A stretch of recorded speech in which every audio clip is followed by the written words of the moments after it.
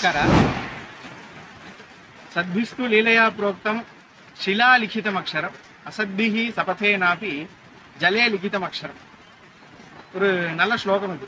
ஜலத்தை பார்த்தோன்னே இந்த ஸ்லோகத்தை கனெக்ட் பண்ணணும்னு தோன்றதுனால சொல்றேன்.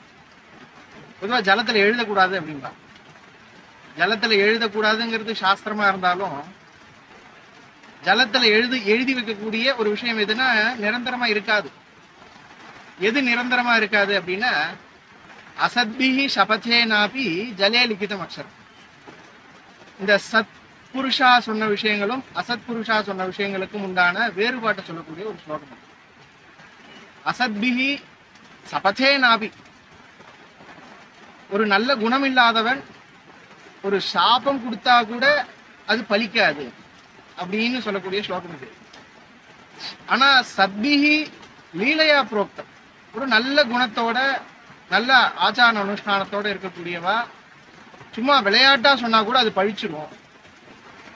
அதுவே ஒரு அசத்து, ஒரு குணமும் இல்லாத இருக்கக்கூடிய ஒரு மனுஷா என்னதான் அவன் சாபமே கொடுத்தா கூட அது பலிக்காது அப்படிங்கிறதாக ஸ்லோகம்.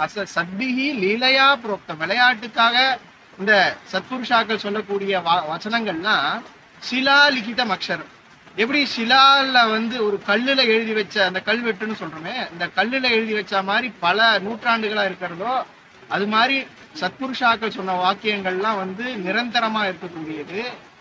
அசத்பிஹி சபதேனாபி, சத்புருஷா இல்லாதவா, நல்ல குணங்கள் இல்லாதவா சொல்லக்கூடிய வாக்கியமானது அந்த க்ஷணமே அழிஞ்சு போயிடும். அதுக்கு பிராமாணிக்கம் இல்லை, அது நிரந்தரமானது இல்லை அப்படின்னு சொல்ற இந்த ஸ்லோகத்துல. சத்பிஹி லீலையா புரோக்தம் ஷிலா லிகிதம் அக்ஷரம் அசத்பிஹி சபதேனாபி, சாபம் கொடுத்தா கூட அசத்பிஹி சபதேனாபி ஜலே லிகிதம் அக்ஷரம் அப்படின்னு சொல்லியிருக்கான்.